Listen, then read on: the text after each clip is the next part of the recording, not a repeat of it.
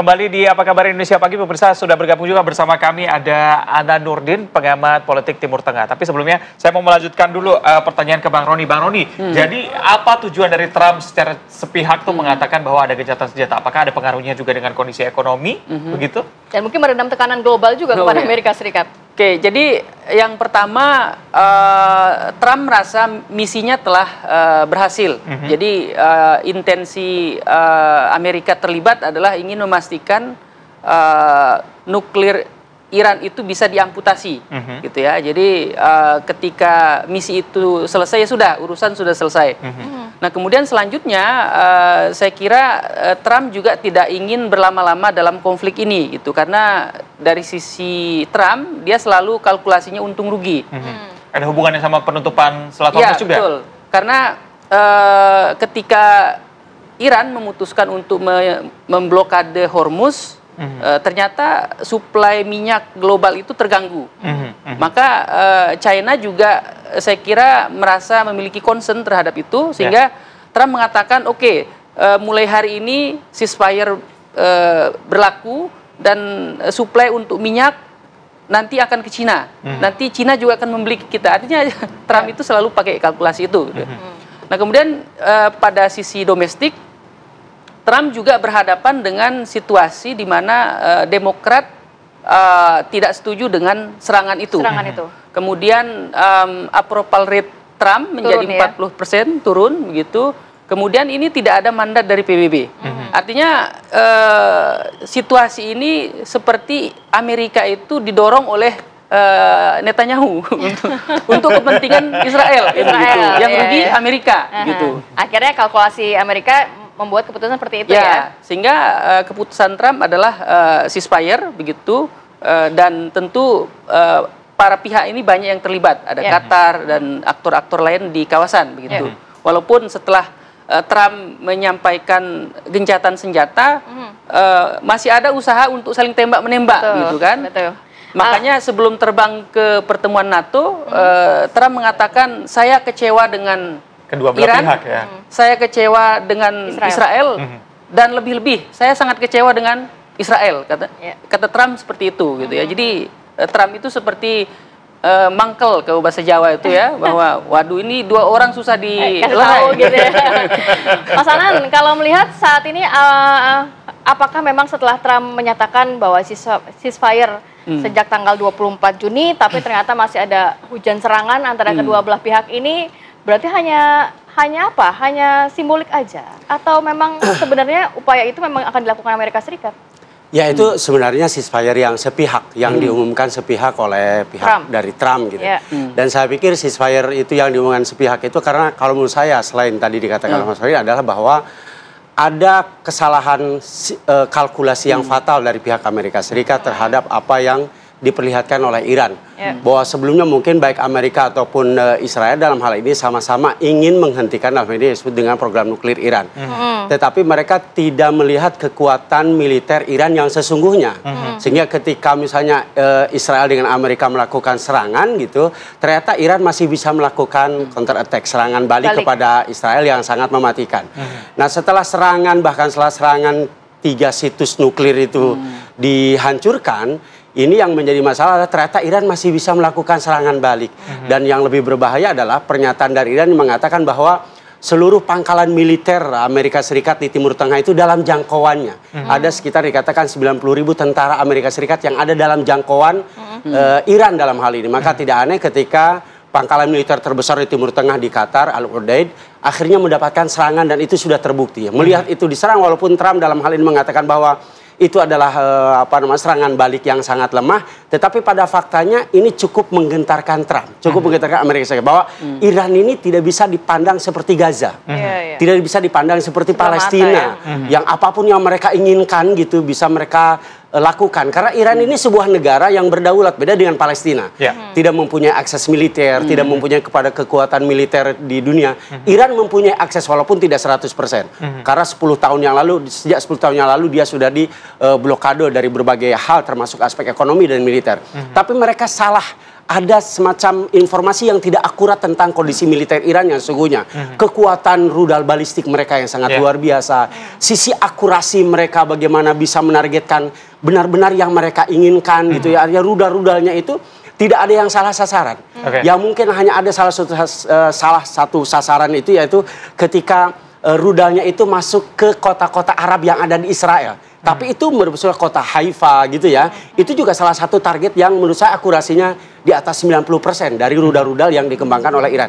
Berarti bisa dibilang spionasenya Israel sendiri nggak sedalam itu untuk karena kalkulasinya salah begitu ya? Betul. Menurut saya intel Israel yang ada di Iran itu tidak memberikan informasi akurasi yang sangat jelas. Terus kedua, kalau menurut saya ada hal-hal yang kita curigai permainan mata antara kedua belah pihak baik itu Israel ataupun Amerika Serikat dan juga Iran.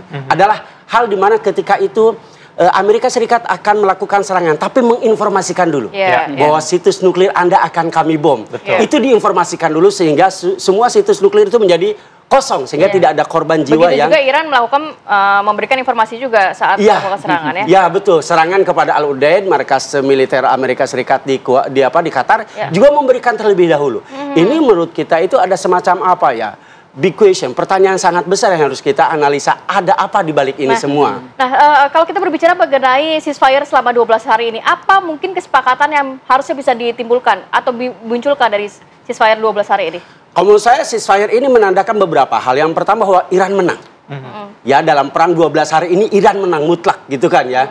Menandakan bahwa ketika misalnya Trump mengatakan bahwa ini gencatan senjata, semuanya harus ikut gencatan senjata. Ini menandakan bahwa ada kekhawatiran yang luar biasa yang dirasakan oleh Amerika Serikat sendiri. Selain ada tekanan internal dari pihak Amerika Serikat sendiri, juga ada masalah-masalah pengaruh ekonomi yang akan sangat berpengaruh global. Dan ini pasti semuanya merasakannya termasuk Indonesia. Kita tahu bahwa Indonesia sendiri sampai harus mengalihkan pengiriman minyak melalui India dan negara-negara lain. Ini menandakan bahwa Iran mempunyai daya tawar politik yang cukup strategis di kawasan Timur Tengah. Dan ini yang dikhawatirkan oleh Amerika Serikat yang akhirnya mengumumkan gencatan senjata sepihak. Yang kedua bahwa pengaruh-pengaruh yang ada di sekitar Trump juga sangat berpengaruh bahwa selama ini mungkin bisa dikatakan ketika dia kemarin mengatakan bahkan sampai mengatakan ada kata-kata yang mungkin oleh seorang politisi internasional tidak bisa layak ya dikatakan mengatakan fak dan sebagainya. Ini menandakan bahwa ada semacam tekanan yang sangat luar biasa yang dirasakan oleh Amerika Serikat terhadap apa yang mereka lakukan kepada Iran. Oke, Mas Anan, ini yang cukup menarik adalah statement Iran dari awal adalah kita akan terus menyerang selama ada diserang. Tapi kalau kita nggak diserang, kita akan diam aja begitu. Ngelihat bagaimana track record dari Israel sendiri dengan warga Gaza waktu itu begitu ya, dia bilang ceasefire tapi ternyata ada serangan juga. Akan bertahan berapa lama kira-kira? Saya pikir ini semuanya ada di tangan Amerika dan Israel. Kita tahu bahwa sebenarnya yang dilawan oleh Iran itu bukan Israel ya. Tetapi sebetulnya yang sungguhnya yang dilawan oleh Iran itu adalah Amerika Serikat. Keputusan sebetulnya ada di tangan Amerika Serikat. Ketika Amerika Serikat mampu melakukan tekanan kepada Israel, maka Israel juga tidak bisa lama melakukan perang melawan Iran dalam kurun waktu lama seperti misalnya ke Gaza yang hampir 1,5 tahun ini gitu ya. Dengan tidak bisa dilakukan. Menunjukkan kekuatan militer segitu besarnya, seberapa besar nanti kemungkinan Israel akan nyerang lagi? Saya kira dengan satu indikator saja ketika F-35 ya sebuah pesawat yang sangat canggih dan bisa dijatuhkan oleh Iran, itu sebuah indikasi yang membuat Israel tidak bisa macam-macam.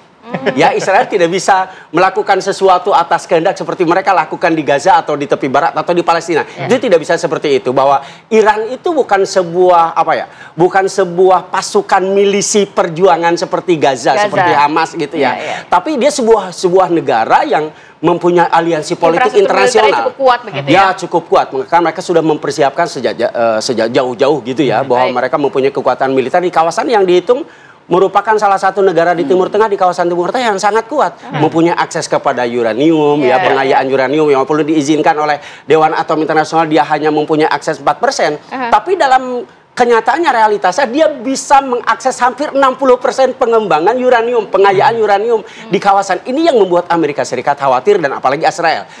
Di Israel misalnya di Timur Tengah maksud saya itu hanya Israel yang mempunyai nuklir, senjata nuklir. Kita tahu Israel mempunyai sekitar huludak nuklir hampir 200-an gitu ya. Iran belum punya, tapi sudah menuju ke arah itu yang mereka sangat khawatir. Mas Roni, tadi dikatakan bahwa Iran sebenarnya tidak bisa dipandang sebelah mata. Ya. Kita juga tidak ingin eskalasi dari serangan Iran dan juga Israel ini semakin membesar begitu ya. Selama 12 hari ini apa concernnya? Apakah memang pihak-pihak seperti Qatar yang kita tahu bahwa selama ini sudah sering menjadi jembatan diplomatik, mungkin seperti Amerika Serikat Taliban, kasus Hamas Israel, apakah ini juga bisa menjadi jembatan juga nantinya melihat hubungan diplomatik antara Iran dan juga Qatar cukup bagus? 12 hari ini harus seperti apa? Ya, saya kira Qatar termasuk negara yang memiliki peran penting ya dalam ceasefire ini. Pertama, walaupun dia agak kecewa dengan Iran, serangan itu terjadi di wilayah mereka. Maka secara ofisial dia mengirimkan surat keberatan ke DKPBB dan Sekjen PBB.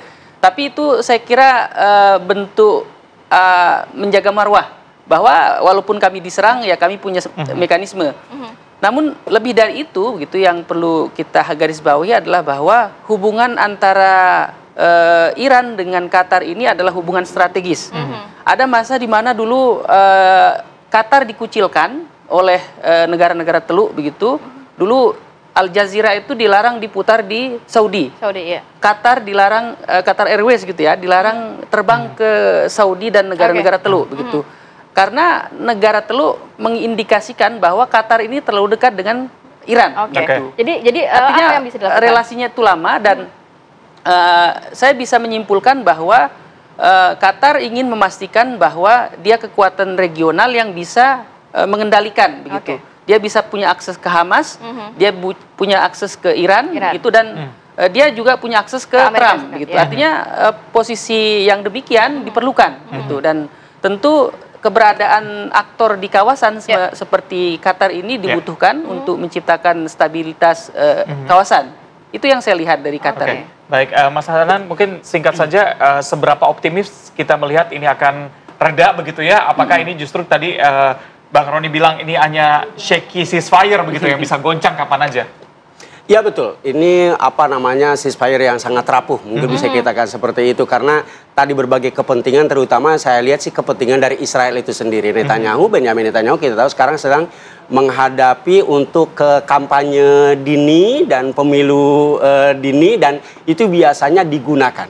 Artinya kepentingan politik itu akan mendorong kepada tindakan militer. Biasanya kalau di Israel seperti itu. Ketika Benjamin Netanyahu ingin naik kembali dan terlepas dari tuntutan-tuntutan pengadilan, tuduhan korupsi, tuduhan kriminal sebelumnya, maka dia akan menaikkan popularitas dia itu dengan menyerang negara di kawasan. Dan ini akan membuat popularitas dia akan naik. Ya, elektabilitas dia akan naik. Dan itu sudah terbukti dari beberapa pemilu. Serangan ke Gaza. Polanya seperti itu ya. Kepentingan politiknya seperti itu. Indikator dari beberapa tahun sebelumnya, setiap kampanye itu Israel, penguasa Israel pasti menggunakan militer sebagai salah satu meningkatkan elektabilitas dia di kawasan di Israel sendiri. Sehingga nanti dia akan kembali berkuasa. Karena Benjamin Netanyahu kalau dia tidak kembali berkuasa maka pasti dia akan diadili. Ini yang tidak diinginkan. Akhirnya maka Iran menjadi sangat seksi di mata Benjamin Netanyahu untuk digunakan menaikkan popularitas. Kita akan nantikan akan seperti apa ya serangan antara Israel dan Iran, apakah eskalasinya akan menurun atau seperti apa. Tapi saya mau mengucapkan terima kasih kepada Mas Roni dan juga Mas Anan sudah hadir pada pagi hari ini. Sehat selalu. Assalamualaikum. Waalaikumsalam. Pemirsa, kita akan jeda terlebih dahulu. Usai jeda informasi mengenai sebuah insiden yang menegangkan terjadi saat seorang anak bermain layangan tiba-tiba terbawa terbang ke udara karena masih memegang benangnya. Seperti apa kejadiannya? Kita akan hadirkan usai jeda. Tetap bersama kami.